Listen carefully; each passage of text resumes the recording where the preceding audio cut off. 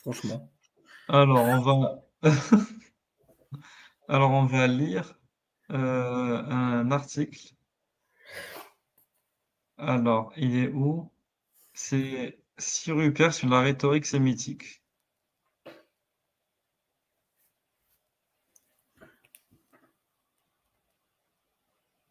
C'est pas celui-là, parce qu'il avait fait 16 pages. Alors, si, voilà, par rapport à la méthode. Avant d'étudier un texte, je résume très brièvement Ah, l'essentiel de la méthode. La symétrie, omniprésente dans le génial. texte, peut prendre 3 formes ou 3 figures de composition. Donc, il y a le parallélisme, quand les textes textuels correspondants plutôt reviennent dans le même ordre. Soit par exemple A, B, C, donc d'un côté, et de l'autre côté A', B', C'. Voilà. Au nom de Dieu, le très miséricordieux, miséricordieux, louange à Dieu, Seigneur des mondes. Voilà. Hmm. Par exemple. Il y a quoi aussi? Qu'est-ce qu'on peut voir? Le parallélisme peut être synonymique, comme dans l'exemple donné, ou antithétique. Par exemple, alors celui dont la balance sera lourde sera dans une vie agréable, mais celui dont la balance sera légère aura pour mère l'abîme, ou complémentaire. Guide-nous dans la voie droite, la voie de ce que tu as ratifié. Voilà. La construction spéculaire ou en miroir, A, B, C', B', A'. Nous verrons des exemples plus loin. Ensuite, la construction concentrique. A, B, C, /X, /C', B', A'. Voilà, donc il y a tout ça dans le Coran. Pour mettre en avant un élément central entre deux symétriques, en tout cas deux euh, corpus symétriques. Ces figures de composition se retrouvent à différents niveaux du texte, au niveau des versets ou d'un segment de verset, et puis au niveau d'un groupe de 2 ou 3 segments, voilà, jusqu'à un texte entier, par une sorte de jeu d'emboîtement qui font penser aux poupées russes. À chaque niveau, les symétries sont signalées par des indices de composition, soit des termes qui se correspondent. Au début, à la fin, au milieu des unités symétriques, à la fin d'une unité, au début de l'unité suivante, au début à la fin d'une unité pour la délimiter. Voilà. Donc, c'est par exemple, dans le Coran, dans Sourate Al-Maïda, il y a ça. Donc, par exemple, dans le segment A, 1 à 26, ensuite B, 27 à 50, C, 51 à 71, et ensuite correspond à ça le C', le B', puis le A', qui revient vers la fin. Voilà. Qu'est-ce que tu C'est penses? extrêmement intéressant. Faut savoir que les textes, alors même la Bible en hébreu, c'est dingue que tu parles de ça, parce que j'allais faire une vidéo là cet après-midi pour répondre à un GM, et j'allais parler justement du parallélisme, qui est un outil qui, je pense, est indispensable quand on étudie les textes. Ça permet de voir où il y a des rajouts. Parce que par exemple, quand un texte possède un parallélisme qui est assez complet, ben, on se demande pourquoi, par exemple, là, tel verset ne correspond pas à ça. Et on le retrouve dans la Sourate Al-Fatiha, quand on regarde le dernier verset, il correspond à rien. Il n'y a pas de parallélisme, il n'y a pas de rime, il y a pas de, on va dire, de musicalité. Et ça trompe le long, ça fait bizarre. Et donc forcément, on se pose des questions. Il faut savoir que les textes syriaques, eux, possédaient un parallélisme parfait. On a au deuxième siècle, si ma mémoire est bonne, une compilation des évangiles en un seul évangile, qui respecte ça également. Et c'était vraiment une tradition avant qui était syriaque, hébraïque, et qu'on retrouve également dans le Coran. Il y a certains passages là où on ne le voit pas, c'est qu'il y a des rajouts. Exactement. Oui, c'est ça. Alors, je vais zoomer un peu. Par exemple, là, voilà, donc je vais vous lire un peu l'article. Donc, les sous-sections extrêmes. Donc, A', traite de l'entrée dans l'alliance des croyants musulmans qui sont rentrés, des juifs et des chrétiens qui refusent d'entrer. Donc, ça, c'est dans A. Et des chrétiens qui y sont entrés ou ils sont invités à entrer. Ça, c'est dans A'. Ensuite, les sous-sections médianes ont un caractère entièrement législatif. Et les sous-sections rapprochées, donc ça, c'est B', ces primes traitent des rapports des gens de l'écriture, donc des gens du livre, avec la communauté musulmane. Comme il n'est pas possible de montrer ici une analyse détaillée de toute la sourate 5, je propose l'analyse d'un extrait, donc versets 15 à 20, théologiquement important, car Mohammed, comme envoyé par Dieu aux gens du livre, juifs et chrétiens, pour rectifier leurs erreurs doctrinales sur le Christ et sur eux-mêmes. Donc, sans entrer dans le détail trop technique des niveaux textuels inférieurs, nous examinerons le niveau supérieur du passage. Celui-ci se révèle composé de trois parties disposées selon une construction concentrique, soit A, X et A'. Donc, aux gens de l'écriture, vous êtes venus et aux gens de l'écriture, vous est venu notre envoyé. Ok. Il explicite pour vous beaucoup de ce que vous cachez de l'écriture et il passe outre sur beaucoup. Certes, vous est venu de Dieu une lumière et une écriture explicite. Par elle, Dieu guide ceux qui observent sur son bon plaisir sur le chemin de la paix et les fait sortir des ténèbres à la lumière avec sa permission et les guide vers une voie droite. Donc ça, c'est les versets. Certes, en Mécrus, quand on dit Dieu, c'est le Christ, fils de Marie, il dit qui donc possède quelque chose entre Dieu, s'il peut faire périr le Christ, fils de Marie et sa mère et tous ceux qui sont sur la terre. Bon, vous avez compris, voilà comment c'est construit. Donc les parties extrêmes 15 et 19 se répondent. Voilà. Je 15 elle est où? Voilà. Donc ça, c'est 15. Aux gens de l'écriture, vous est venu notre envoyé. Il explicite beaucoup pour vous. Voilà. Et 19, c'est où? Aux gens de l'écriture, vous voyez, voilà. Il explicite beaucoup pour vous. Exactement. Donc, 15 et 19 se répondent. Et c'est vrai, il a raison.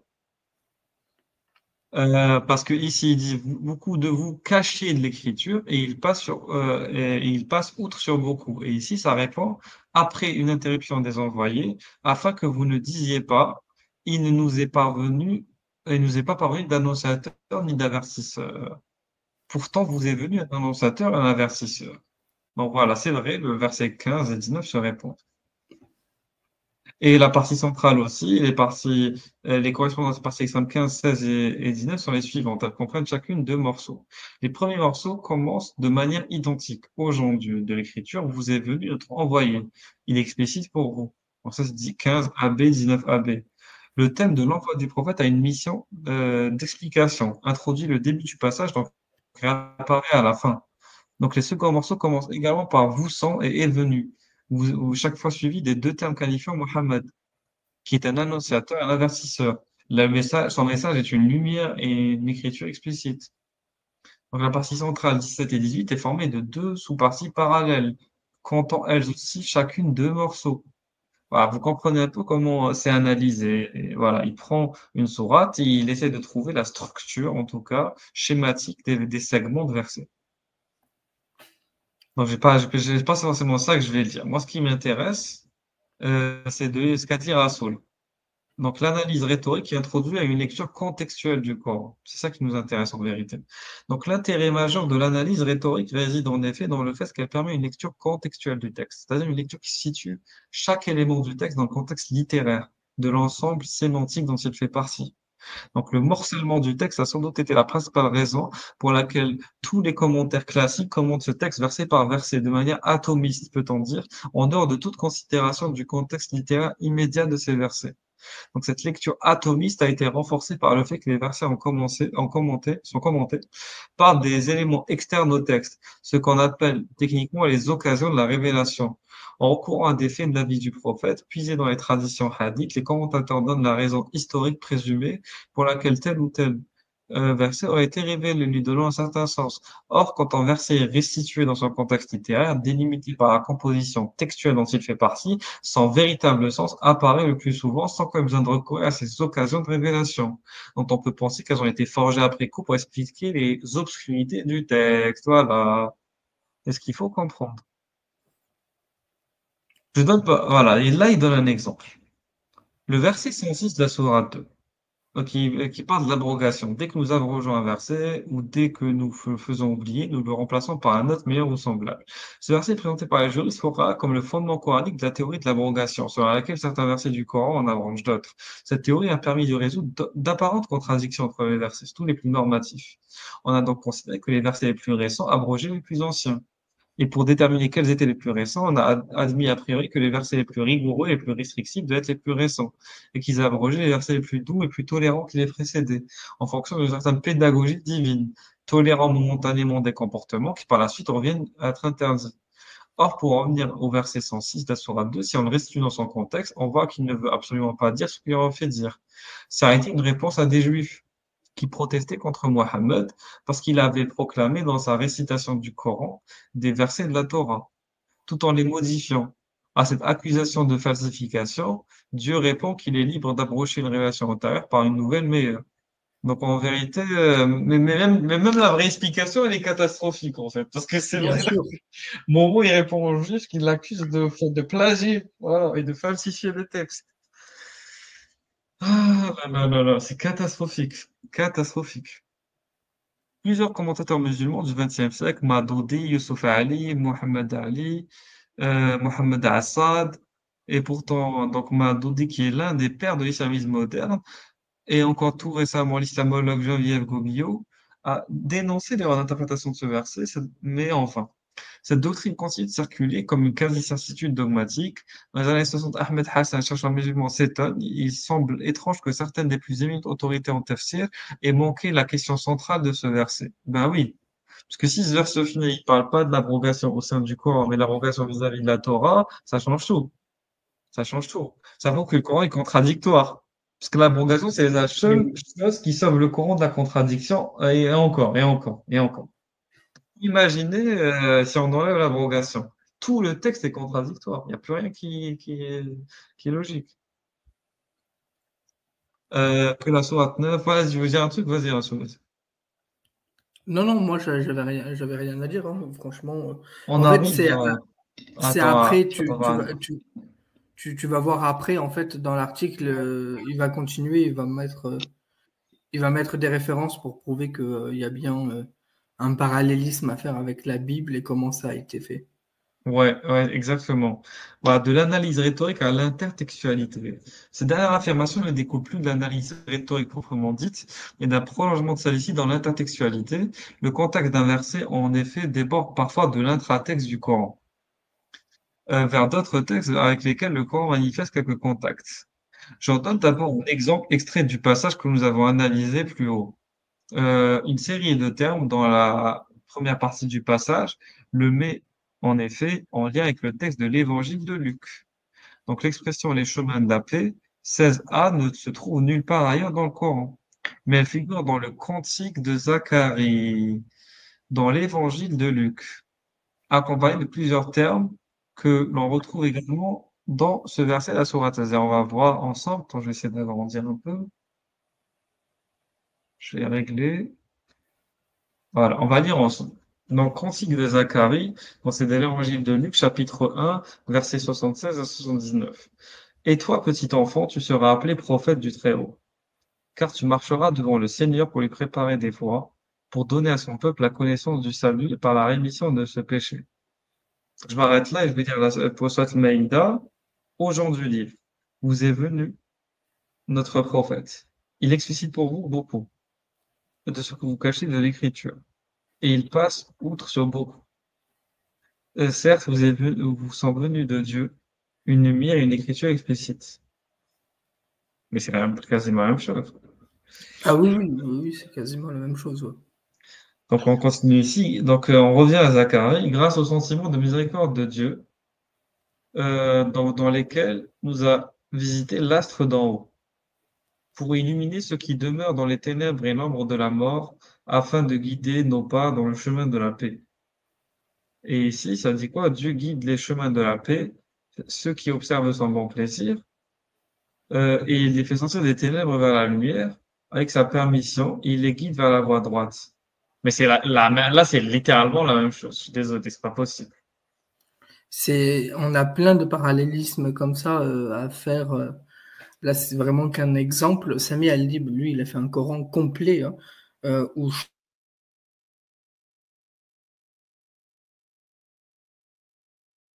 chaque élément biblique rentre.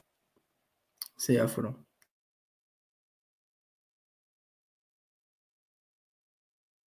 Ah là là là. Mais c'est pas possible, hein. Moi, je trouve ça Le choquant. Seigneur, c'est c'est c'est pas choquant quand on sait les origines. En fait, il faut comprendre que ce Non, là, texte-là, je me le mets à la Coran, place du musulman lambda. C'est pour ça que si je on te le dis prend d'un ça. point de vue stricto-historique, on comprend que forcément, c'est Bien des sûr, rappels du christianisme et du judaïsme, c'est ça. ou même Moi, du je me judaïsme, tu disais, vois. moi, je me mets à la place d'un musulman lambda. C'est pour ça que je te dis ça. Mais bien sûr, comme toi, c'est pas choquant, évidemment. Parce que quand on a un esprit scientifique, comme tu as dit, quand on isole le texte dans sa perspective historique et géopolitique, on comprend très bien de quoi ça parle. Mais quand on a un musulman qu'on croit que le texte est incréé, tu comprends bien que ça choque. Bah, bien sûr. Ça choque, mais alors on peut aussi avoir un point de vue islamique en disant mais ça choque oui et non parce que ça montre qu'il y a vraiment Dieu derrière et que la Bible, elle n'a fait que, que se détériorer au fil du temps. Et là, c'est ignorer ce qu'on a retrouvé à Qumran. Donc, Vas-y, tu vois, explique-nous, vas-y, explique-nous. Coran, vas-y. à Qumran, on a retrouvé des textes de l'Ancien Testament qui sont quasiment identiques aux textes que nous avons aujourd'hui. Et c'est un peu emmerdant pour les musulmans parce que si la Torah a vraiment été modifiée, pourquoi à Qumran, qui était un site archéologue, enfin un site où c'était des juifs qui s'étaient regroupés ensemble et qui récitaient la Torah, etc., et pourquoi ces écrits-là sont identiques à la Torah actuelle? Ça pose problème. La Torah, je vous rappelle, c'est l'Ancien Testament, pour ceux qui ne savent pas. Donc, Donc, mais après, le problème, c'est que la rhétorique qui consiste à dire tout vient de Dieu, elle n'a pas de sens, parce que l'évangile ne vient pas de Dieu. Je suis désolé. Et c'est la manière dont des hommes parlent du divin, justement. C'est pas Dieu qui a prononcé ces paroles-là. Même le cantique de Zacharie, c'est pas Dieu qui a dit ça. Voilà. oui, aussi. Donc, Aussi. par exemple, là, quand je lis, et toi, petit enfant, tu seras appelé prophète du Très-Haut, c'est pas Dieu qui parle ici. C'est un homme qui parle comme ça. C'est un prophète qui parle comme ça. Donc, du coup, ça veut dire que Allah, il reprend des paroles d'êtres humains, il se les auto-attribue. Ça n'a aucun sens. Ça n'a aucun sens. Donc, on comprend bien que le Coran n'est pas un texte divin, mais un texte prétendument divin. Donc, c'est un homme qui parle en se prenant pour Dieu, tout en reprenant des paroles d'autres hommes. Voilà, c'est con, hein. Mais moi, si je veux être convaincu que c'est Dieu qui a écrit quelque chose, je ne vais pas copier les êtres humains. Parce que je prendrais le risque qu'on me grille, quelque part. Je suis désolé, le Cantique de C'est Zacharie, c'est pas Dieu qui l'a écrit. L'évangile de Luc, c'est pas Dieu qui l'a écrit. Aucun chrétien va dire l'évangile de Luc, c'est Dieu qui l'a écrit ou que c'est Dieu qui l'a révélé. C'est faux. Voilà. c'est certain. Salut, Rued. Ouais, Salah Deloukoum, ça va? Ça va. Donc là, t'as vu sur l'écran, Ouais. on a trouvé la source de Sourate al-Maïda, c'est dans le Cantique de Zacharie, dans l'évangile de Luc. Ah, un copier-coller de l'évangile de Luc, c'est ça? C'est ça. Toi, tu réponds quoi à l'argument? Oui, mais c'est pas du plagiat, parce que en fait, c'est Allah qui a déjà révélé ça aux chrétiens, aux juifs, et du coup, nous, on a juste restitué la chose de la bonne manière. Toi, tu réponds quoi à cet argument? Oui, bon, ils disent pareil pour les chrétiens, pour les juifs. Mais après, c'est quand on regarde les autres sourates, les autres narrations, quand il y avait les juifs de Médine, ils sont venus poser des questions à Momo, etc. Le mec, il a sorti des sourates. C'était un sujet, comme au sujet de l'âme, au sujet de je sais pas quoi. Moi, je sais pas, je veux bien que les mecs ils rectifient l'histoire, mais il faut qu'il y ait un minimum de cohérence, un minimum de bon sens, tu vois ce que je veux dire? Parce que je suis désolé, là, tu prends le Coran, c'est. En fait, déjà, à la base, je pense que si t'as pas lu les autres écritures, très difficile de comprendre le Coran. Donc, déjà, c'est bizarre, Tout tu à vois. fait. Tout à fait.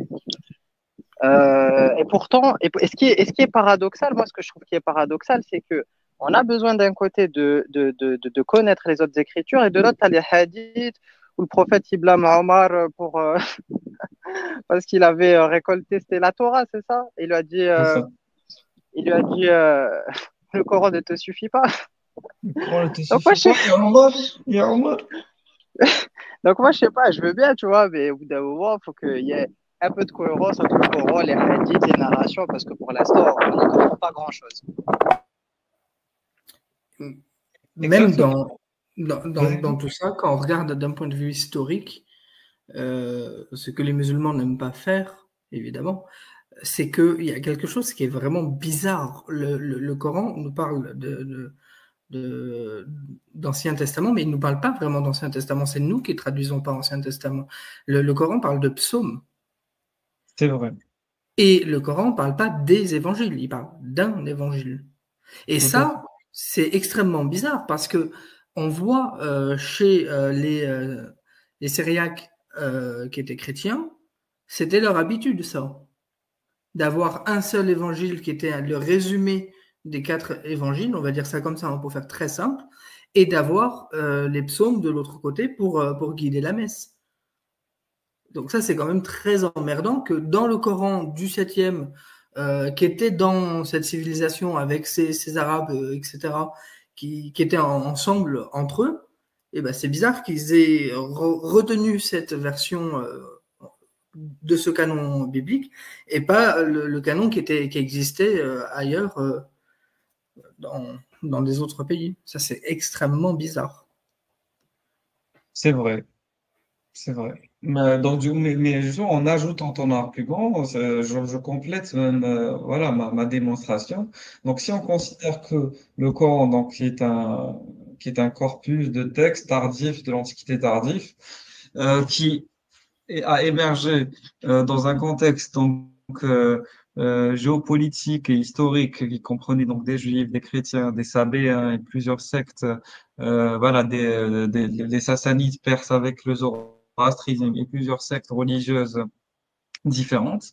Donc, où il y a des proto-évangiles, il y a des évangiles apocryphes, des évangiles canoniques, où il y a des textes talmudiques qui sont aussi enseignés, qui sont propagés. Il y a des textes coraniques, thoraïques, donc de l'Ancien Testament qui sont propagés. On peut facilement élaborer un Coran dans ce contexte-là. Surtout dans un contexte où l'oralité est à la base du langage et à la base de la transmission de la connaissance. Et ce n'est pas l'écriture. Et le Coran, d'ailleurs, n'est pas un texte quelque part qui a été élaboré pour être mis à l'écrit, mais c'est un texte qui a été élaboré pour être appris, justement. Ce que les musulmans sont très fiers. Parce que le Coran est un texte quand même, quand tu connais l'arabe, qui est facile à apprendre. Ne serait-ce que déjà les petites sourates sont faciles à apprendre et on le voit avec les conversis. Donc on comprend bien que le Coran a été élaboré par des gens qui ont une grande culture religieuse et qui sont très bons dans l'oralité. Donc quelqu'un de très versé dans l'oralité peut faire des rimes, peut faire des assonances, peut faire des constructions. Donc tu vois littéraires très, tu vois, comment on appelle ça? Très arrangé dans le sens où, comme on l'a vu, des parallélismes, des symétries, etc. Très élaboré, voilà. Construction symétrique très élaborée. Et ça, pour moi, c'est déjà le synonyme de l'humanité de ce livre. Et en plus de ce que tu as dit, c'est une rhétorique très stupide de dire mon texte vient de Dieu, parce que vos textes aussi viennent de Dieu, donc quelque part, tous nos textes viennent de Dieu, et mes textes à moi, je cherche juste à vous rappeler ce qu'il y avait dans vos textes, et je cherche juste à corriger vos erreurs. Ben, en finalité, c'est une rhétorique de merde, parce qu'il pourrait y avoir un autre prophète qui viendrait juste après Mohammed, vers la fin, par exemple, de sa prophétie, et lui dire, moi, je suis un nouveau prophète, et je tiens à te dire que Dieu en fait, tu t'es trompé, voilà. Voilà, Dieu, tu t'es Et trompé, c'est moi, un nouveau prophète. c'est le cas, hein. C'est le cas. Il n'y a pas là un prophète qui est venu au 13e ou Si, 17e et qui si. a dit, et qui fait la somme de toutes les religions jusqu'à lui. Il Si, a si, même pris si. Bobo, tout le monde. Donc au final, c'est sur la même chose. En fait, on peut Bon, pas. Vas-y, fini, oui. ouais, non, mais par rapport au saut de la prophétie, etc., nous on veut bien, mais encore une fois, nous on n'était pas là pour savoir est-ce que c'était le dernier Bah oui. prophète, pas le dernier prophète. Bon, maintenant on base sur un écrit, mais je sais pas, moi, pour un dernier écrit, on aurait pu avoir mieux, non? On aurait pu largement avoir mieux, je t'ai dit. En plus, pour un dernier écrit, déjà, pourquoi il n'a pas attendu le 21e siècle? Et on a la blockchain, tu vois, on a le numérique, on a l'informatique, on a le codage, on a le cryptage. On serait pas trempé, tu vois, on serait pas trempé. Il n'y aurait pas 10 000 versions, il n'y aurait pas des erreurs, il n'y aurait rien du tout. Mais Ouais, il a c'est mis vrai. sur l'oralité, qui est une des pires manières de transmettre une information.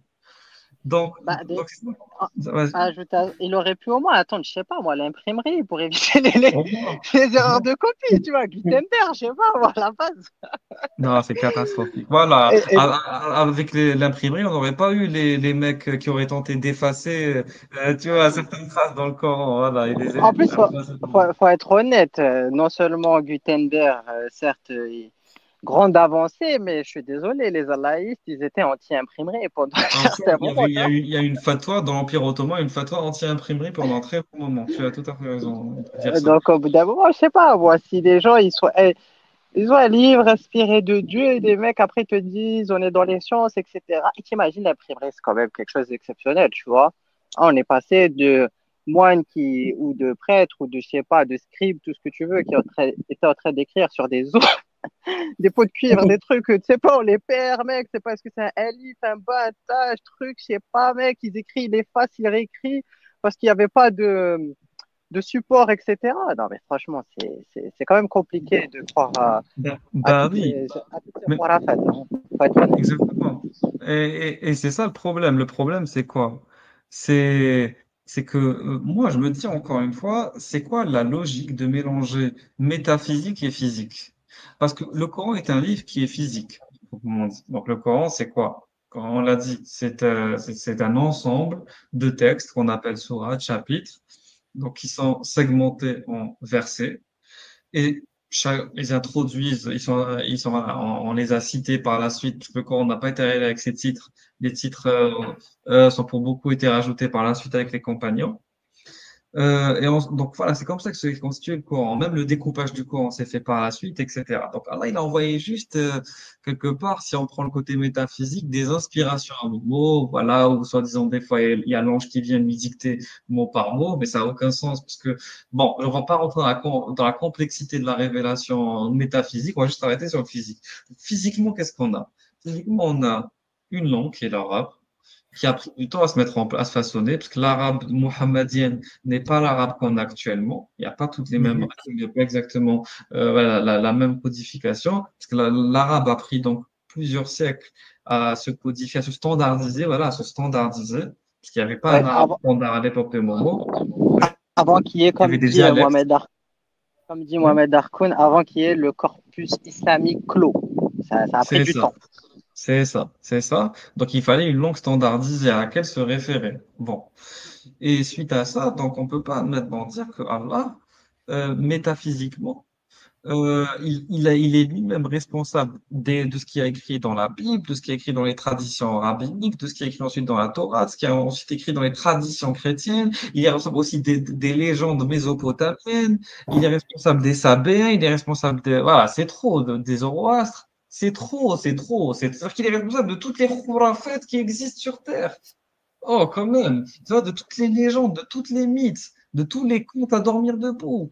Et du Non, coup, des khurafat en passant du monothéisme à non. zoroastrisme, à je sais pas quoi, Voilà. polythéisme. Enfin, je sais pas, au bout Voilà. d'un moment, si tu me dis l'islam c'est le monothéisme pur, pourquoi il y a des gens qui sont égarés, mais d'une manière, c'est un peu phénoménal, mec. Ça allait loin dans le délire. En plus, je vois pas l'intérêt du Coran. Parce que si le Coran, ça sert juste à rappeler aux gens de revenir à leur livre, ben, tu leur dis quoi? Tu leur dis, écoutez, moi, je pense que ça sert à rien désolé, je suis en train de dire le chat en même temps, ça va perturber. Alors, Régulus, tu connais Kamel Hanifi. Bah, Kamel Hanifi, il veut venir débattre, je l'invite à venir, hein. Et Qui ça? il m'a jamais fait de débat. Karim, Avec Karim El Hanifi, il faut savoir, j'en profite pour l'afficher là. Je sortais d'une conférence qui était tenue par Brother Rachid. J'étais accompagné avec des gens et on lui a parlé en arabe parce que c'est bien de parler arabe aussi de temps en temps. mhm, Du coup, on lui a parlé en arabe pour qu'il nous explique les erreurs des scribes dans le Coran. mhm, mhm. Et nous n'avons pas eu de réponse. Donc, ça fait 6 ans que ça s'est passé. Donc, si après 6 ans, il pouvait venir monter, nous expliquer ça, ce serait pas mal. Ce serait déjà pas mal qu'ils nous expliquent sa aqida, parce que moi j'en ai marre de débattre avec des gens qui n'ont pas d'aqida, des gens qui savent même pas définir ce qu'est un musulman. Un Ruel. On a marre, non, de débattre avec des gens, ils savent pas définir ce qu'est un musulman. Voilà, du coup, ça serait bien de pouvoir commencer par ça. Non, mais Ah, faut faut être honnête, mec. Ah, on dit là, tous les clowns là qui veulent venir débattre, déjà, vous voulez débattre, présentez-vous. Vous êtes qui? Vous voulez quoi? C'est quoi la définition d'un musulman? C'est quoi la définition d'un non-musulman? C'est quoi la définition de la foi? Vous n'êtes pas capable, vous n'avez pas le niveau, vous montez même pas en fait. C'est aussi simple que ça. Nous, on veut une ouais, définition précise. À tous les Ash'aïra là qui nous cassent la tête et tout, il y a trois définitions, les frères. décidément. Choisissons une, décidez-vous. Et après, revenez nous voir, nous les Hazamites, Ahl al-Hazamiya, wa Jama'at al-Kufr, il n'y a pas de souci. Nous, on est prêts, on attend, on veut juste une définition claire, quoi, un truc sur lequel on peut s'entendre, etc. Pour l'instant, je suis désolé, hein, on ne sait pas c'est quoi ça, on sait pas c'est quoi la foi, donc on ne peut pas adorer un Dieu si on ne sait pas c'est quoi la foi, on n'a pas la définition, frère, Ça n'a c'est pas de trop. sens. C'est pour ça qu'il y en a Hazamit. Bon, et ce qui se passe, c'est que pour revenir à nos moutons, oui, par rapport à la logique de Dieu. Donc, Allah, ce qu'il va faire, il va prendre les légendes, les mythes, et après, il dit, il choisit Momo comme ça, un berger dans le désert, dans la tribu voilà, de Quraysh, il leur dit, oui, enfin, il le choisit, il lui dit, vas-y, même, c'est imaginé quand même, mais faut vous rendre compte, Momo, de base, c'est un mec perdu dans la vie. 40 ans, il traîne dans des grottes, au lieu d'être avec sa femme, bizarre. T'as sa femme à la maison, lui, il va s'enfermer dans une grotte, dans le noir, sombre. Il est déprimé, il est pas bien. Et tu, il choisit un mec comme ça. Il choisit et normalement, Dieu, s'il veut véhiculer son message, qu'il choisit un mec qui connaît déjà les textes. Un mec, justement, qui peut comprendre correctement son message, bien le transmettre, etc. Et ensuite, même la logique du Coran, le Coran ne devrait pas exister en tant que tel, parce que c'est pas quelque chose d'inédit. Moi, tu me dirais, tout le monde s'est trompé. Voilà, tout le monde s'est trompé. Les Juifs sont trompés, les chrétiens sont trompés, les Zoroastriens sont trompés, les bouddhistes sont trompés. Depuis le début, genre, il n'y a rien de vrai dans leur livre. Tout est à revoir. Là, je me dis, oui, ça a du sens de révéler un nouveau livre. Mais je suis désolé, si pour faire un update, t'as pas besoin d'envoyer un nouveau livre. Parce que le Coran, c'est même pas un livre qui est explicite. C'est même pas un livre qui fait, je sais pas moi, 10 000 tomes. C'est un livre, je sais pas, il fait 2236 versets, voire, en fait, ça dépend. Dans la qui découpe, donc ça fait 2200 quelque chose, autre, moins ou plus. Moi, je te donnerai un chiffre parmi d'autres. Un nombre parmi d'autres. En tout cas, moi, ce que je fais, Mais c'est que j'enverrai mon mot, je lui dirai, t'as pas besoin de ramener une parole divine, juste tu les corriges dans leurs erreurs. Tu dis, ah, ici c'est une erreur, et c'est bon. Je comprends pas l'intérêt du Coran. Honnêtement, le Coran n'a aucun intérêt. N'a aucun intérêt, vraiment. ce que tu dis, c'est d'autant plus vrai quand on regarde les patriarches, donc ceux qui ont fondé l'Ancien Testament, bah, il n'y avait aucun cassos dedans. Il n'y avait pas de schizophrène, il n'y avait pas que des gens qui se mettaient dans des grottes, dans le noir, à avoir peur des gens et à fuir le groupe comme ça. Donc c'est vrai, pourquoi avoir choisi un malade mental comme ça, enfin bon, ça tient pas. Et après, le Coran, il avait un intérêt. Et le Coran, à l'époque, il avait un grand intérêt. C'était un lectionnaire. C'est ce qui servait de prière pour on va, pour simplifier, on va dire les Nazaréens, on va dire ça comme ça, même si c'est pas vrai, très vrai, mais ça avait un intérêt pour guider une prière. Et ça a été attesté. Donc aujourd'hui, le Coran n'a plus d'intérêt, mais il avait un intérêt au 7e, mais pas l'intérêt que les musulmans lui prêtent. Enfin, oui, moi quand je dis qu'on n'a pas d'intérêt, c'est l'intérêt dans le sens de ce qu'il prétend être. Parce que après tout le Coran n'est pas fonctionnaire, moi, parce que tu sais, il y a une partie du Coran qui est clairement destinée à diriger des prières, comme la Fatiha par exemple, c'est clairement ça. Ou par exemple comme sourate Al-Qadr, la Nativité, c'est clairement aussi destiné à ça, on comprend bien. Par contre, certaines sourates, je suis désolé, c'est comme ça, Tawbah, on comprend bien que ça, c'est pas une prière, voilà. C'est pas une prière. Voilà. Là, Désolé. je pense pas qu'on puisse dire que c'est une prière, effectivement. Je sais pas Voilà. quelle prière tu vas diriger avec ça. Bah, peut-être. Aujourd'hui, mec, c'est un peu énervé, tout ça, mais bon. Après, est-ce qu'on peut dire que peut-être les Allahistes d'aujourd'hui sont des juifs ou des chrétiens hérétiques? C'est ça la question. C'est ça la Est-ce question, que, bien sûr. Quand même. est-ce que, est-ce que les, parce que c'est ça, est-ce que les Allahistes assument leur hérésie en fait? Parce qu'il n'y a pas de souci, hein, tu sais, c'est ça il y en a plein, hein. Mais le problème, c'est de savoir d'où on part et où est-ce qu'on va. Il y en a, ils te disent, euh, c'est la vérité, on détient la vérité. Comme tu as dit, Régulus avec des sourates comme Sourate Tauba. Quel intérêt dans cette sourate à part aller tuer des gens? Franchement, c'est assez limité quand même. Ben oui, le Coran, à part sa dimension, donc, comme tu as dit, voilà, d'être un ensemble de prières, donc d'être un lectionnaire donc religieux, n'a pas vraiment d'intérêt dans le sens où, à part raconter aussi les histoires militaires et de coucheries, de momos, de butin, toutes ces conneries, et voilà, mettre quelques lois par-ci par-là pour voilà, garder sa tribu, on va dire, de manière ordonnée, si on veut, voilà. Et pour rappeler aux gens qu'il faut pas voler, tu vois. Franchement, pour rappeler aux gens qu'il faut pas voler, c'est que vraiment, ça devait être des cassos. C'est-à-dire que s'il fallait menacer, vous vous rendez compte, quoi, s'il fallait menacer des gens, de leur couper les mains pour qu'ils volent pas, c'est que c'était vraiment, mais la cassosserie. C'était la racaillerie. C'est-à-dire, c'est pas Sans, par- examiné, c'est Écoute, pas sans, par- examiné à faire ça. ouais, C'est sans parler de, vraiment, c'est la sans pire. parler de- sans Vas-y. parler des hudouds liés à la fornication et tout, c'est que ça devait être la folie en fait à l'époque. Voilà, Ça voilà, devait être voilà, la folie, exactement. ça devait être la piraterie. En fait, mais de toute façon, c'est simple. Régulus, tu avais fait une vidéo là sur les rapides du 7e que Momo Oui, est allé engager. oui, C'est oui. normal, mec. Tu vas, tu fais des guerres avec des mecs. C'est vraiment des pirates, hein, au sens propre du terme. Ils Oui. viennent, ils t'arrachent. Je suis désolé. Mec, ils attaquent des caravanes. C'est des razzias, Michael. C'est un truc de fou, quand même. Je crois que les gens, ils se rendent pas compte, en fait. Que les mecs, ils venaient. Il y avait des.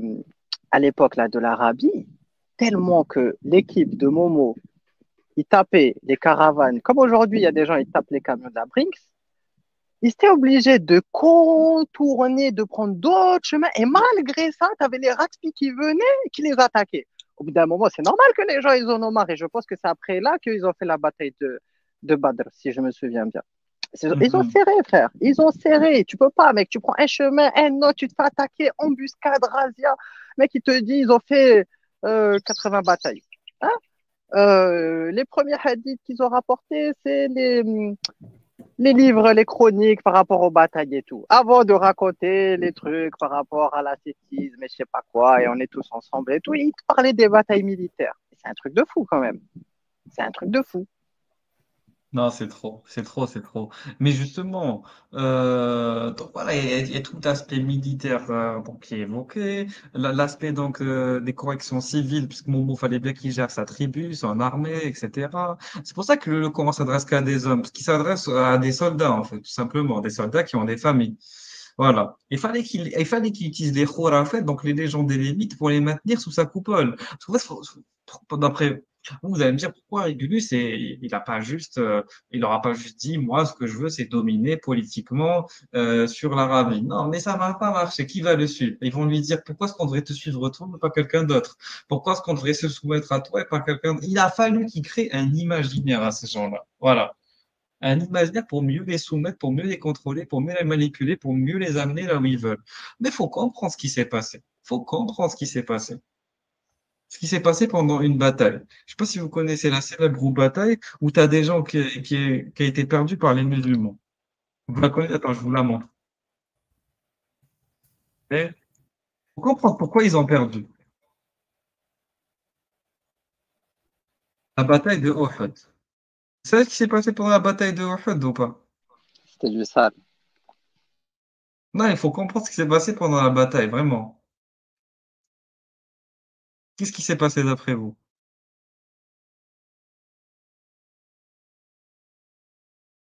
Ah, je vais vous lire. Attends, j'essaie de trouver un site islamique pour pas qu'on dise, hey, Régulus, il s'appuie sur des mauvaises sources. Oui, voilà, il est pas honnête.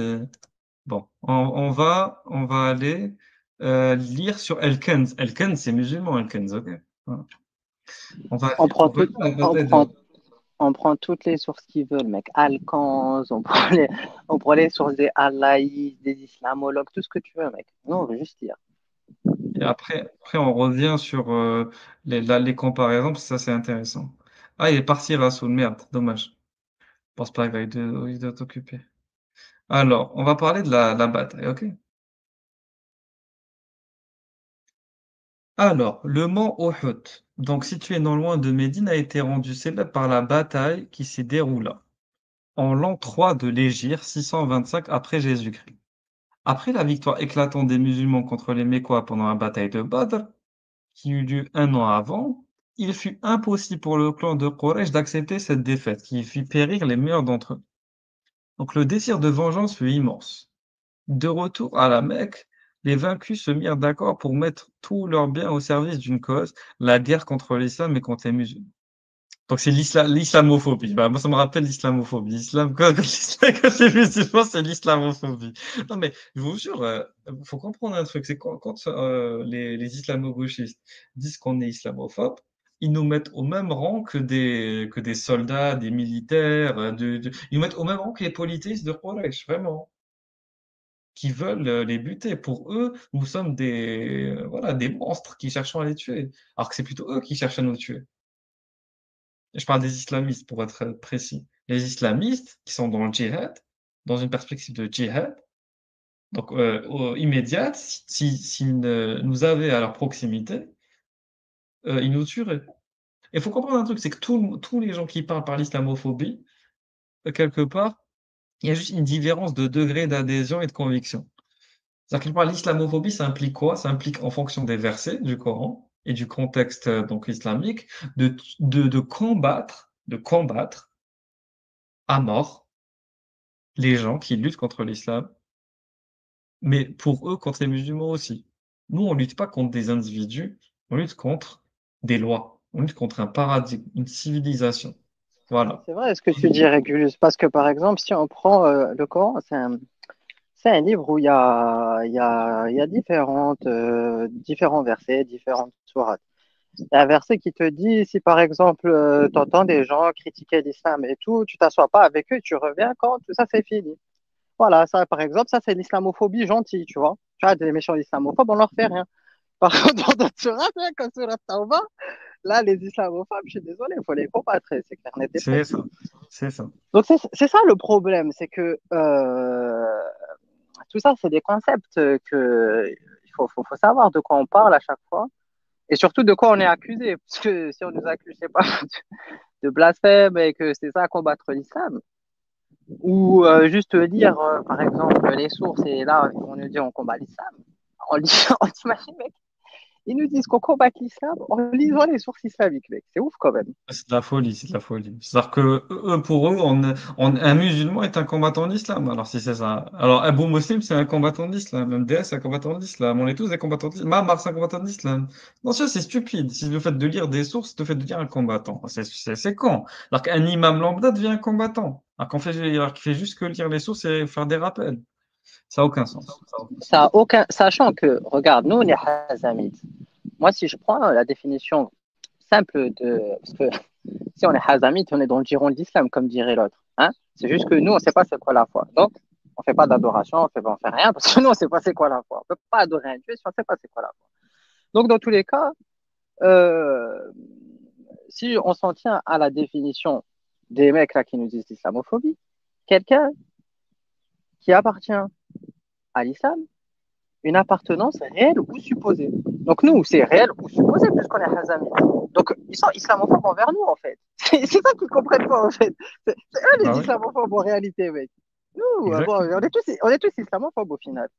Donc leur Voilà. définition, c'est du bidon, ils m'ont fané, mec, il n'y a personne. De toute façon, tous les mecs là, des collectifs là, qui nous parlent là contre l'islamophobie, il n'y a personne qui veut venir débattre. Il n'y a aucun là de leurs responsables qui veut venir débattre de l'islamophobie d'une manière précise, juridique, du système juridique, droit positif, il n'y a pas de souci. Du niveau de la charia, nous, on vient, on débat tout ce que tu veux avec les sources que tu veux. Mais nous, on veut des définitions précises parce que on ne peut pas s'entendre, on ne peut pas débattre, on ne peut pas avancer dans une réflexion s'il n'y a pas des définitions, si on n'a pas des prémices stables, précises, sur lesquelles tout le monde peut s'entendre Et voilà, peut-être pas un consensus, mais au moins qu'on puisse se mettre d'accord pour avoir une base commune de discussion et de réflexion. Sinon, ça fonctionne pas, tout simplement. C'est ça, exactement. Mais du coup, je continue l'histoire. Alors, Ibn Ishaq rapporte à propos de cette mise en commun des biens des Qurayshites en vue de venger leur mort. C'est à ce sujet que fut révélé le verset 8 de la sourate Al-Anfal, le butin. Ceux qui ne croient pas dépensent leurs biens pour éloigner les gens du sentier d'Allah. Or, après les avoir dépensés, ils seront pour eux un sujet de regret. Puis ils seront vaincus et tous ceux qui ne croient pas seront rassemblés pour l'enfer. Voilà. Donc, il y a toujours une histoire d'argent. Donc, il y a l'argent pour Allah et l'argent contre Allah. Et ça, faut comprendre la dimension financière de l'islam. En islam, si tu finances pas pour Dieu, sache que d'autres personnes financent contre Dieu. Ah, c'est une question de qui va payer le plus, c'est qui va remplir le plus la cagnotte. Tu as la cagnotte d'Allah et tu as la cagnotte de Iblis et des polythéistes et de tous les mécréants. Donc, quelle cagnotte sera la plus grosse? Voilà. En fait, tout revient là, c'est une histoire de fric, c'est une histoire de compte en banque. Tu as le compte en banque divin d'Allah, voilà. Allah, il a un compte en banque, pas BNP Paribas. Ah, Régulus, Et c'est pour ça que les non, mais c'est pour ça que les islamopithèques, ils étaient excités avec les histoires de cagnottes, là. voilà, c'est ça. Parce que Ah, c'est coranique. la Voilà. compétition des cagnottes. La compétition des Ah, cagnottes. Cette mentalité, elle est coranique. Donc, tu as les cagnottes ah, divines et tu as les cagnottes allahistes. Ah, plutôt mécréantes. Donc, c'est pour ça. c'est terrible. Donc, Jean Messia, par exemple, lui, il représentait la cagnotte des polythéistes. Jean Messia, il est vu comme Abou Soufiane. Et tu avais l'autre cagnotte, je sais pas qui l'a faite, était vue comme la cagnotte d'Allah. Donc, il fallait pas que la cagnotte des polythéistes se remplisse. Il fallait que la cagnotte d'Allah, BNP Paribas, se remplisse. Voilà. C'est ça. Malheureusement, je pense qu'on peut dire que la cagnotte de Iblis, 3 litres de V6, 6 Iblis, comme dirait l'autre, hein, elle a Voilà. gagné salement, tu vois. Ah, Malheureusement, vachement donc, même. voilà, quoi. Donc, nous, on n'est pas pour la compétition des cagnottes, mais bon, si les mecs ils sont dans une logique de compétition, Nous, on si on fait des constate. comptes au On final, constate. voilà, on constate, bon, ben voilà. On Donc, peut dire oui. Iblis 1, Allah 0. Iblis Ah, 1, Allah 0. tout simplement. Tout simplement. C'est tout. Bon, on continue, puisque c'est vachement intéressant de parler de... Nous, on aime bien avoir dans des lacs, de temps en temps, à parler des batailles, tu vois. Donc, les musulmans étaient 700 qui marchaient... Donc, alors, je reprends, excusez-moi. Donc, les Qurayshites levèrent une armée de 3000 hommes. Alors, tu avais 3000 hommes d'un côté. Les musulmans, ils étaient 700 qui marchèrent sur Médine, parmi lesquels des membres des tribus de Kinana et les habitants de Tihama. Ils emmenèrent leurs femmes afin qu'elles attisent leur ardeur au combat. Donc, ils emmènent les femmes pour Ben oui, essayer de les avec les encourager. Les pom-pom tambours. girls islamiques, les pom-pom girls Ah, ben, islamiques. ben oui, Voilà. il fallait les tambours, les femmes, les enfants qui viennent, les tambourinent pour donner de la sephore aux combattants musulmans. Bien sûr, hein, quand la- regarde, mec, ça c'est intéressant. C'est extrêmement intéressant. Lorsque on a entendu des pseudo-spécialistes du djihadisme nous dire que l'État islamique, ils ont inventé un concept de faire participer les femmes au djihad. Moi, je suis désolé, là, on est en train de dire qu'à la bataille de Uhud, les femmes étaient déjà dans le djihad. Certes, pas militaire, mais elles étaient dans le soutien effectif. Donc, rien de nouveau sous le soleil, j'ai envie de te dire. Exactement. Donc, il y avait des pom-pom girls islamiques et du coup, ou musulmanes. Donc, les musulmans étaient 700. Voilà, ça je l'ai lu. Non, non, non, non, voilà. Les hommes de Quraysh étaient condamnés à être braves. Ils devaient venger les leurs, tuer lors de la bataille de Badr, sauver leur honneur devant leurs femmes et éviter de perdre la bataille. Voilà. Pour ne pas perdre ces dernières. Voilà, pour pas perdre leurs femmes. Rapportant à cet égard. Donc, ça, en fait, ça revient. Là, j'ai presque l'impression qu'il est en train de dire c'est pas la faute des hommes, les pauvres. Ils étaient condamnés à être braves. C'est la faute des c'est à cause d'elles si les hommes, ils sont allés se venger. Parce qu'à la base, voilà, ils voulaient pas forcément y aller. Mais voilà. Ah, mais je crois que c'est ce qu'il avait dit. Islam ibn Ahmed en plus. Je crois que c'est ce qu'il avait dit dans une vidéo. m'avait dit que les femmes, elles leur remontaient un peu le cerveau. Franchement, il faudrait revérifier. Franchement, j'ai pas envie de calomnier, dire des conneries, mais j'ai l'impression que c'était ça l'histoire, tu vois. À vérifier, à vérifier. On prend des pincettes, pour l'instant, ça avance pas. On va vérifier les informations, les gars, il n'y a pas de souci. Et si on en sait plus, on va revenir avec des infos exclusives de la part de l'Islam Ibn Ahmed, ok? Ah, je suis mort. Attends, ah ouais, on vérifiera ça en interne. Alors, comme Idriss Siamé dit, on verra ça en interne. On réglera ça en interne. Alors, ils emmènent leur femme. Voilà. Donc, ils étaient condamnés à être braves. Voilà, les hommes, ils voulaient pas forcément aller se battre. Vous savez, une bataille, ça représente beaucoup de fric investi, du temps, parce que faut comprendre quelque chose de fondamental, d'essentiel. Les Qurayshites, c'est des commerçants. C'est-à-dire que le temps passé à se battre, c'est de l'argent qui part. C'est des investissements qui partent. C'est du temps qui part. À se battre avec Momo, les Khurafet, voilà, les fanatiques bizarres. Ça, c'est du temps perdu, je suis désolé. Pendant que tu peux rentabiliser ton commerce, pendant que tu peux faire des caravanes, commercer avec les Yéménites, commercer avec les Irakiens, commercer avec les Égyptiens, tu perds ton temps à te battre avec Momo. Momo, il a niqué le business. Il a détruit le commerce. Voilà, il fait chier. C'est une hajar sabbat, c'est une pierre dans la chaussure.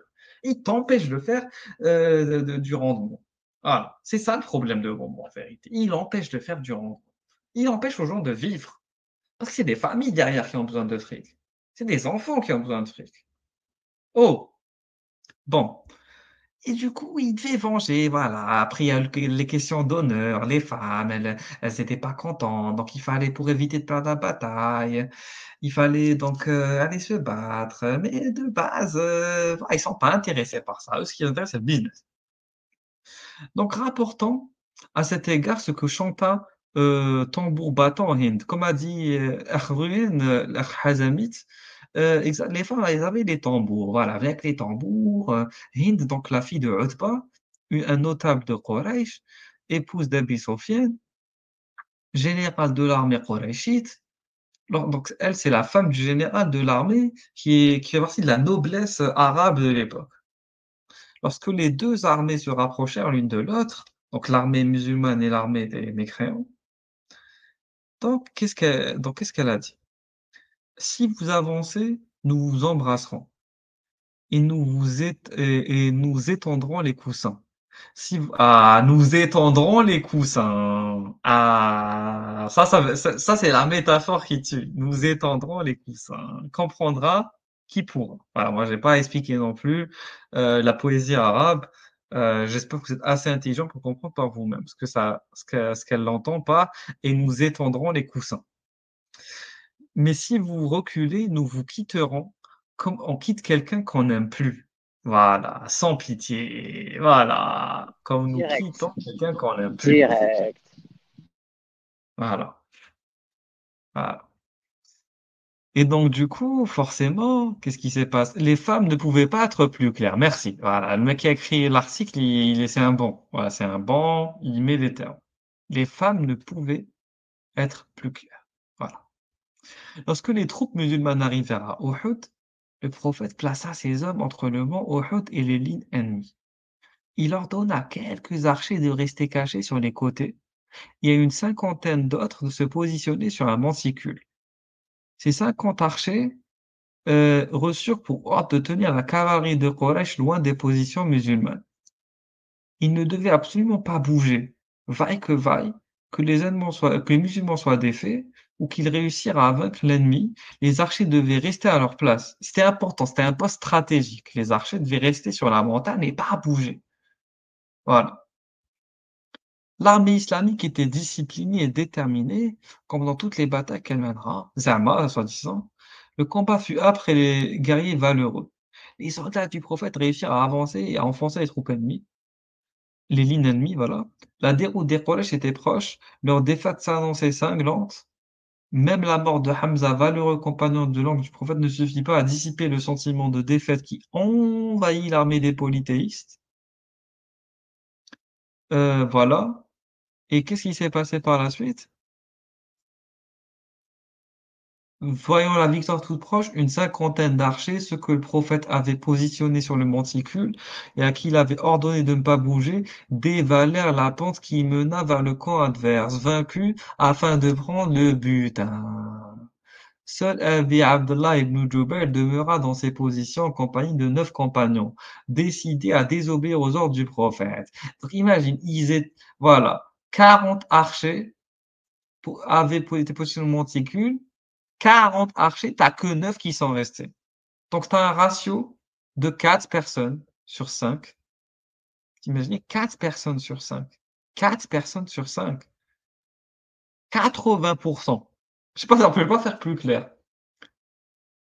Des archers qui ont désobéi au prophète. Pour du butin, mec. Hein. Pour du butin, pour du fric. Voilà. Et là, venez me dire que les gens, à l'époque, c'était pas des hypocrites, c'était pas des profiteurs, des opportunistes, etc. Parce que moi, ça me fait rire quand ils disent oui, les musulmans, de l'époque du prophète, les sahaba, c'est des gens pieux. Imaginez parmi ces traîtres, parmi ces hypocrites, il y a des transmetteurs de hadith, il y a des jurisconsultes, il y a des califes, il y a des ministres, il y a des vizirs. C'est catastrophique. Vraiment, c'est catastrophique. À En tout l'époque, cas, c'était la piraterie. les, Voilà. ouais, les malheureux, bon là, on voit, il y avait qui? Il y avait Ibn Jubayr avec 9 de ses compagnons, c'est ceux qui sont restés. Bon, eux, c'est des vaillants, c'est des guerriers. Mais en tout cas, le reste, ils sont allés, ils ont dévalé la pente pour aller chercher le butin. Ils étaient pressés. D'ailleurs, c'est pas après coup que justement il va y avoir une sourate révélée à ce propos du butin, non? Attends, je vais lire. Alors, rien n'échappe à Khalid ibn Walid, qui se convertira plus tard à l'islam. Ce dernier saisit une formidable occasion pour attaquer les 10 compagnons. Donc, restés sur le monticule, ces derniers combattirent jusqu'à la mort. Moins nombreux, ils ne purent venir à bout de la cavalerie ennemie, qui poursuivit son attaque en direction des bases arrières musulmanes. Ce fut alors l'occasion de s'en prendre au prophète. Quraysh allait enfin venger ses morts et terrasser celui que les Mécois ne réussirent jamais à corrompre ni garder dans leur croyance archaïque. Donc l'islam allait bientôt disparaître, pensait-il, mais c'était sans compter la bravoure et la détermination du prophète, des compagnons du prophète, que l'on crut un temps mort. Ils furent été étourdis en plein combat, quelques instants par un coup porté par Ibn Qami'a. Ah, moi, Ibn Qami'a, je vais m'appeler Ibn Qami'a, c'est bon, allez. Je vais mettre, changer Abou et je vais m'appeler Ibn Qami'a. Allez, c'est bon. Après, maintenant, je vais m'appeler Ibn Qami'a. Pour que les gens se souviennent de ce grand homme. Allez. Abu Hijra Ibn Qami'a. Voilà, c'est bon. Les gens comprennent quand même qu'il s'agit d'un grand homme, c'est Ibn Qami'a. Voilà. Merci Ibn Qami'a. Je veux que tout le monde se souvienne d'Ibn Qami'a. Je vais publier son nom dans le chat. Ibn Qami'a. Voilà. Ah, j'ai même enlevé Abu Hijra. Voilà.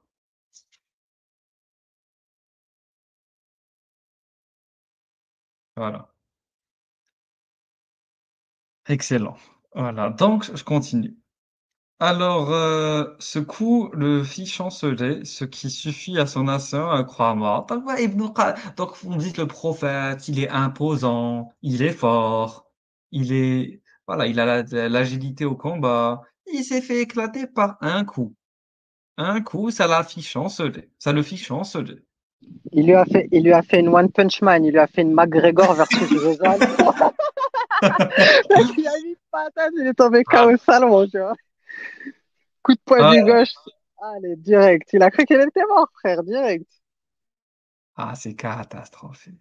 Catastrophique. Donc, la nouvelle se propagea, achevant de miner le moral des troupes. L'armée mécoise crut avoir atteint son but, sachant qu'il ne servait à rien de poursuivre le combat contre les compagnons, sinon à semer encore plus la mort dans ses propres rangs. Elle se retira, les tués de Badr ont été vengés, le prophète était mort, croyait-elle, et l'islam allait s'éteindre. Quraysh avait remporté la bataille. Lorsque les compagnons qui n'étaient pas tombés en martyrs se rendirent compte que le prophète n'était pas mort, la joie fut telle qu'elle en effaça la défaite. Pour autant, la bataille de Uhud, c'était une défaite. Il faut le reconnaître, mais elle n'en est rien une défaite cuisante. C'est même une leçon les musulmans Tu sais, tirent en tu sais, profit. j'aime bien. Ils ont perdu, mais ils te disent tranquille, c'est une petite défaite. Tu vois ce que je veux Voilà, dire? c'est ça, c'est Voilà, le ça. prophète, il s'est mangé un chaos technique, mais tranquille, frère, il n'y a Ah! pas de souci. Bon, il faut bien se remonter le moral comme on peut, tu vois. Ah, ce qui me fait rire, c'est que, oui, bien sûr, évidemment. Ouais, c'est que maintenant, ils n'ont pas, mais les gens qui n'ont pas suivi le live, personne ne va comprendre pourquoi je me changeais. Non, c'est pour ça que je vous dis un truc, il faut toujours suivre les lives, toujours. Si vous ratez un live, vous allez rater les références. Ah, je vous le dis. Vous ratez un live, c'est, voilà, le cheminement, toute la progression des autres lives qui vont être compromis. Ah, c'est comme à l'école. Vous ratez une leçon de maths, tout le reste de la, de la scolarité, elle est compromise. C'est fini. Bon. La victoire d'Allah s'éloigne quand survient la désobéissance et la division. On compte des dizaines de versets descendus suite à cette bataille. Mais que cette bataille, à cause d'elle, des dizaines de versets sont descendus. Voilà. C'est Allah, il était pas bien. Allah était pas bien. Momo était pas bien. Il a fallu révéler des dizaines de batailles. Mais imagine. La sourate Al-Imran, cette seule sourate contient 60 versets relatifs à la bataille de Uhud. 60 versets, rien que pour une bataille. Rien que dans une sourate. Ah, c'est beaucoup quand même, hein. Tellement ça les a choqués. Tellement ça les a choqués. Donc parmi eux, celle-là. Certes, Allah a tenu sa promesse, quand par sa permission vous les tuez sans relâche. Jusqu'au moment où vous avez fléchi. Vous vous êtes disputé à propos de l'ordre donné. Et vous avez désobéi, après qu'il vous eût montré ce que vous aimez. Il en était parmi vous qui désiraient la vie d'ici-bas. Il en était parmi vous qui désiraient l'au-delà. Puis, il a fait reculer devant eux, vous a fait reculer devant eux afin de vous éprouver. Et certes, il vous a pardonné. Et Allah est détenteur de la grâce envers les croyants. Ça va, on les a pardonnés, ça va. Ça va, ça va. S'ils sont pardonnés, ça va. Ils les auraient pas pardonné, ça serait pas bien passé. Voilà, c'était ce moment-là, voilà. C'était ici, les gars. Pour reprendre un peu, c'était ici. Voilà, c'était ici. Ils étaient là, les archers, là, et Quraysh était là, et eux, ils sont directement allés pour prendre le but. Voilà. Catastrophe. Rendre compte des batailles de l'époque, c'est tout. Vous imaginez pas une grande montagne, c'est une petite montagne, tu vois. Ils étaient là, tranquilles, voyaient là, là, en quelques dizaines de mètres. Il y avait des flèches des arcs et des flèches de merde. Voilà, c'est tout. Il y avait des cavaliers qui passaient par là, quelques petites, et là, c'est récemment habité. Avant, c'était vite. C'était une zone de bataille ici. Bon, alors, maintenant qu'on a lu, on continue.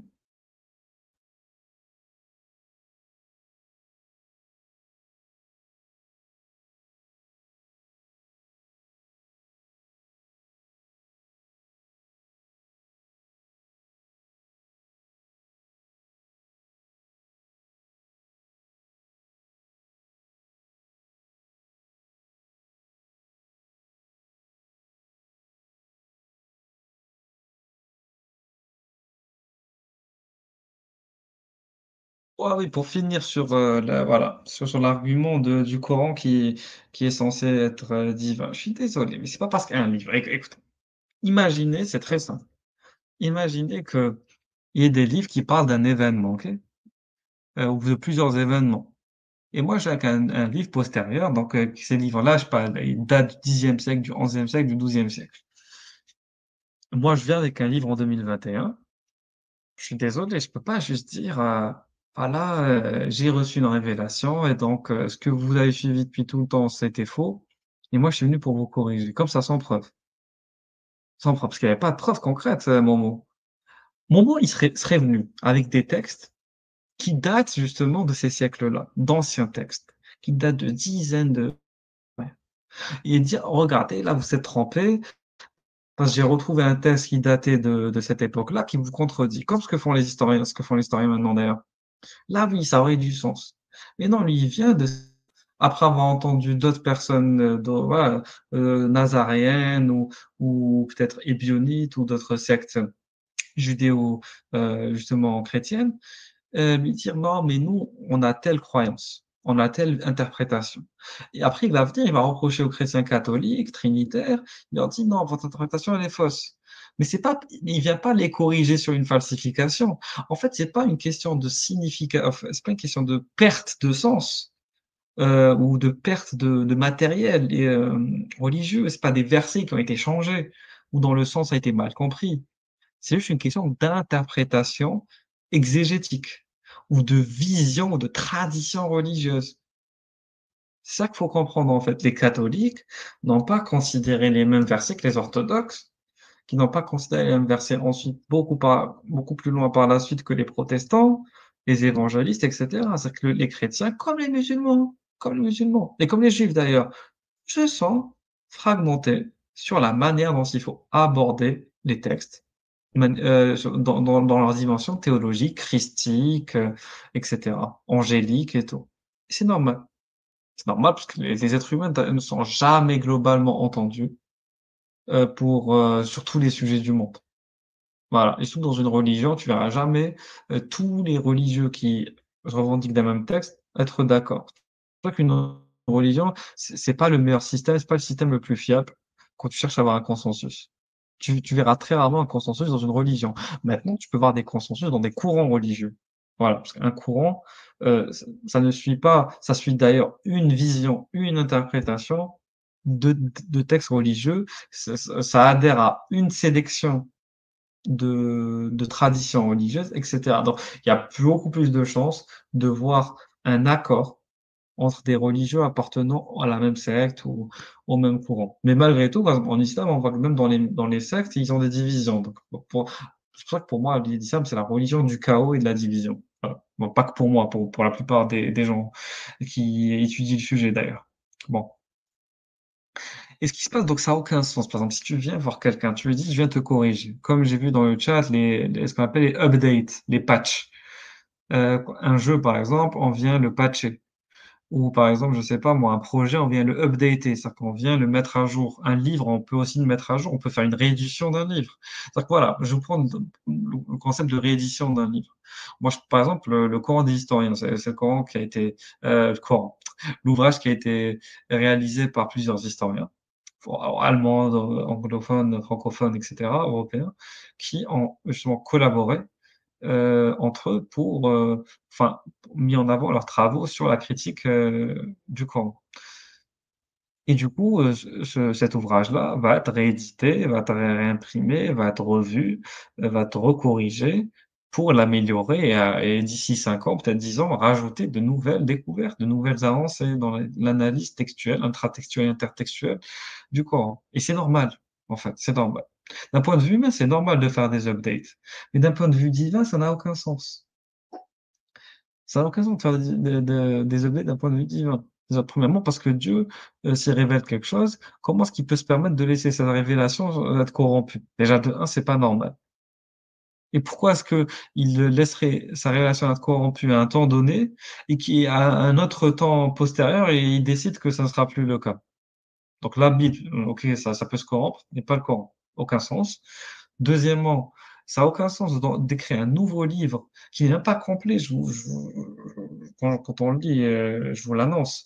Le Coran, pour ceux qui ne le lisent pas, qui n'ont pas lu, ce n'est pas un livre complet. C'est-à-dire qu'il n'y a pas tous les textes de l'Évangile ou des psaumes ou de l'Ancien Testament ou dans Torah et les feuillets d'Abraham. Il n'y a pas tous les textes antérieurs. Parce que le Coran se prétend être un rappel, mais il ne rappelle pas tout. C'est stupide. C'est-à-dire que moi, je prétends être la nouvelle version, mais je rappelle pas tout ce qu'il y a eu avant. Et en plus, le Coran se prétend corriger les gens, mais sans montrer, sans faire la démonstration de ce qui a été falsifié. Par exemple, le Coran, voilà, bien, il dit, vous avez falsifié vos textes. Mais montre-nous où il y a eu falsification. Montre-nous exactement à quel verset a été changé par un autre. Et ça, le problème, c'est que le Coran a des prétentions, a des affirmations, mais il ne va jamais jusqu'au bout. Ce livre et son auteur ne vont jamais jusqu'au bout de leurs allégations, de leurs assertions, de leurs accusations, je dirais même. Et c'est ça la problématique coranique. C'est que c'est un discours polémique, on cherche la polémique, on cherche la dispute, on cherche les problèmes clairement avec les autres communautés religieuses, mais sans pour autant ramener preuve orale ou papier, il y a pas de souci, on peut le faire la critique à l'oral, de ce qui cloche véritablement dans les anciens livres. Moi, je veux savoir quand on dit par exemple, «Vous vous êtes trompé en disant ça, vous êtes trop avancé en disant ça», mais que vas-y, corrige correctement. Dis quel verset est le mauvais, par exemple dans la Torah, à quel chapitre, à quelle ligne, et ensuite corrige-le avec l'énonciation que Allah a révélée. Mais c'est impossible parce qu'on sait que l'Évangile n'est pas un livre divin à la base. C'est un livre que des humains ont écrit. C'est les apôtres ou des disciples d'apôtres ou des gens qui ont côtoyé des disciples d'apôtres qui ont écrit les évangiles au nom des apôtres et au nom de Jésus. Même chose pour la Torah. La Torah, c'est pas Moïse qui a écrit la Torah, on le sait tous. C'est des juifs postérieurs qui ont écrit leur tradition orale. Donc il y avait une tradition orale, donc juive, qui a été mise à l'écrit par la suite et ils ont appelé ça Torah. Il y a pas de rouleau, de Salomon. Il y a pas de rouleau, hébreu de Abraham. Ça existe pas, c'est pas vrai. Il y a pas de rouleau de Noé. Vous comprenez? Pas de rouleau de Moïse. Moïse n'a jamais écrit la Torah. Voilà. Et même les révélations qu'aurait pu recevoir Moïse n'ont jamais été énoncées comme un texte devant être retenu par cœur. C'est la Genèse, quand on la lit, on comprend bien que c'est une représentation de ce qu'il pense être, la vérité. C'est pas mot pour mot, ce que dit Dieu. OK? Même chose pour les autres textes, le Lévitique, et cetera. L'Exode et tout. Comprendre, il y a jamais eu de révélation divine au sens propre de Dieu qui parle et qui énonce des versets et qui vont être transmis à un prophète, et qui va le retranscrire de manière intelligible. Dans le langage de son peuple. C'est pas vrai, ça n'a jamais existé ça. C'est une croyance momotique, c'est une croyance islamique ça. Les chrétiens ne prétendent pas ça, les juifs ne prétendent pas ça non plus. Voilà, faut comprendre ça. Après qu'il y ait des passages qui sont d'inspiration divine, ça l'est, bien sûr que ça l'est. Ça reste quand même des prophètes. Mais il y a pas de corpus comme ça où c'est Dieu qui parle. Dieu qui parle avec ses mots à lui, comme si Dieu avait une langue, comme si Dieu s'exprimait de manière humaine. Comme si Dieu s'anthropomorphisait pour communiquer avec les hommes, à travers la lettre. Ça n'a pas de sens. Bon, c'est pour ça que je vous dis que c'est catastrophique. C'est-à-dire que le cantique de Zakat, c'est pas divin, ça. Et toi, petit enfant, tu seras appelé prophète du Très-Haut, etc.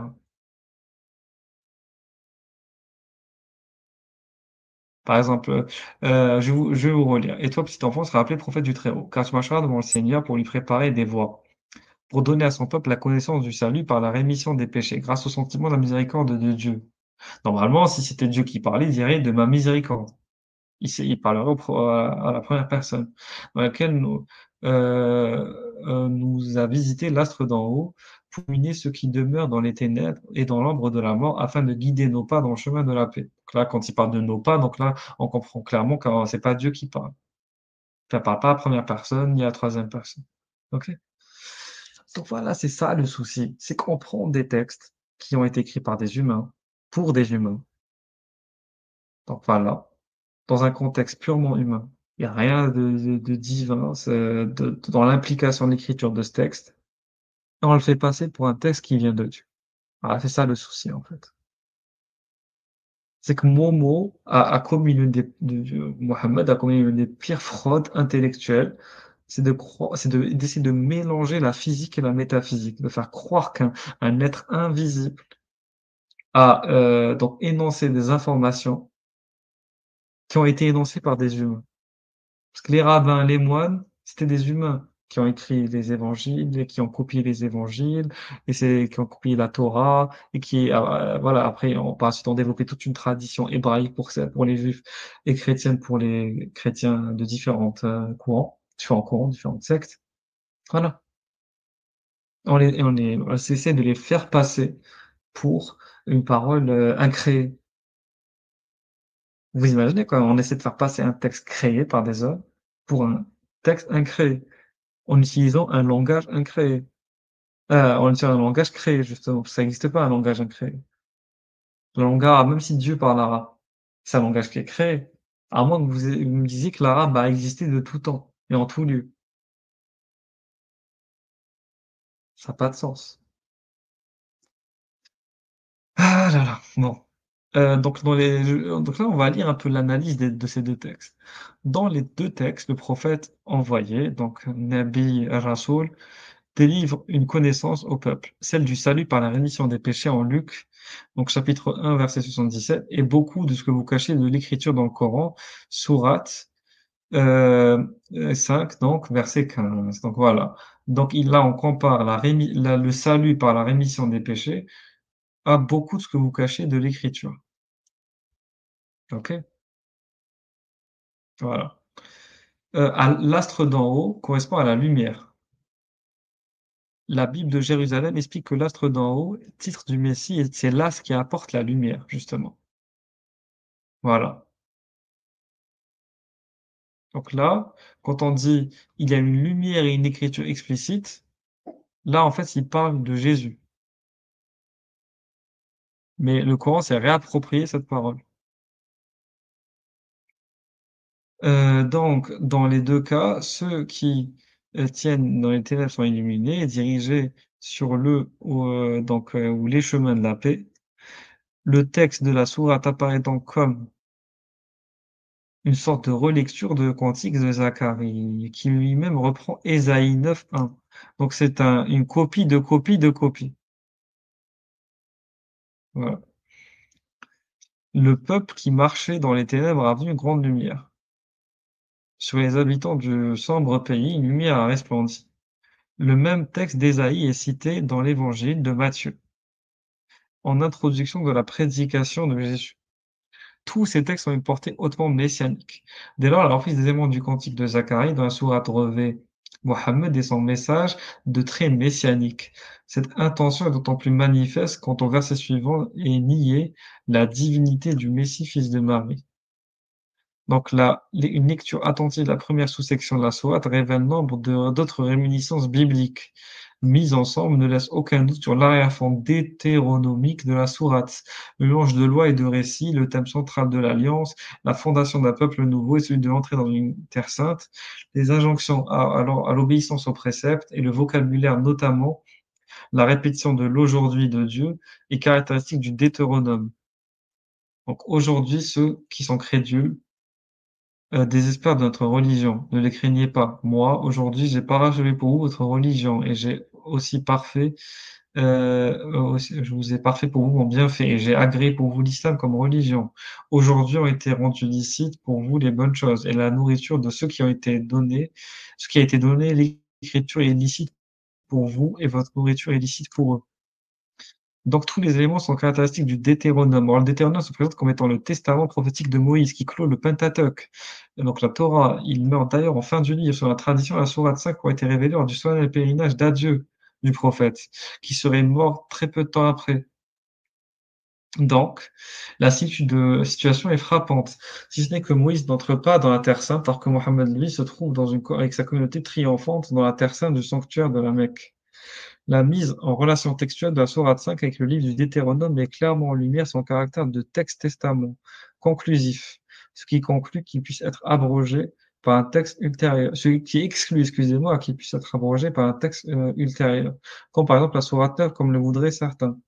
Il faudrait ici comparer aussi la finale de la sourate 5 avec le chapitre 6 de Saint Jean. Mais je renvoie pour cela à mon livre, car cela nous entraînerait trop loin. Donc la lecture intertextuelle ne doit pas être interprétée comme si le Coran avait plagié ou copié la Bible, on avait subi l'influence, comme l'a souvent fait la polémique chrétienne anti-islamique. Là, je suis pas d'accord. Là, je suis pas d'accord. Là, tu vois, c'est là où Michel Cherupers, il va, on va dire, s'opposer à d'autres islamologues. Moi, honnêtement, là, je suis pas d'accord. Quand il s'agit de relecture par le Coran, non, il s'agit de plagiat. Tu fais une relecture d'un truc, tout en excluant, les auteurs, c'est du plagiat, je suis désolé. C'est pas des relectures. Une relecture, c'est pas ça.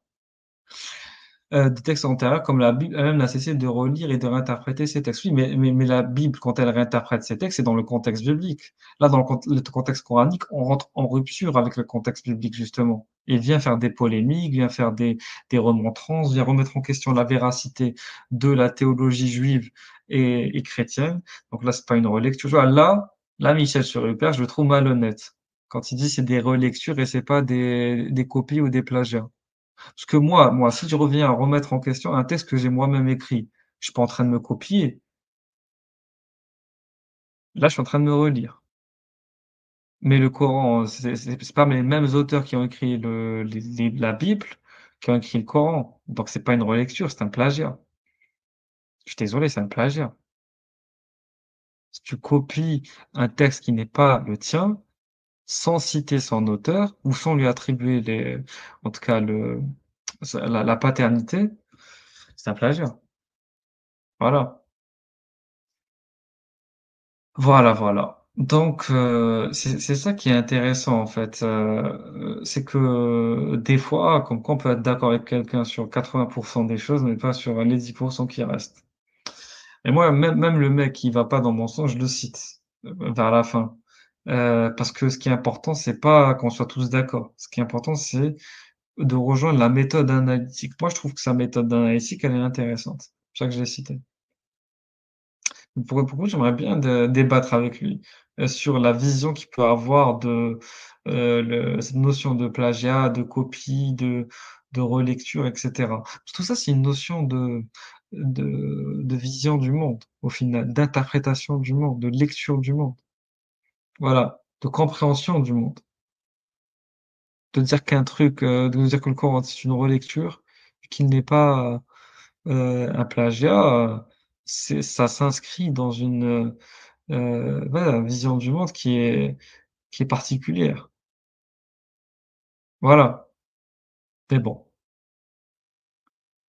Alors, je pense qu'on va arrêter là, je sais pas. Ouais, on va arrêter là pour aujourd'hui et je vous souhaite une bonne, après-midi, un bon après-midi, une bonne soirée et à bientôt. Ciao, ciao.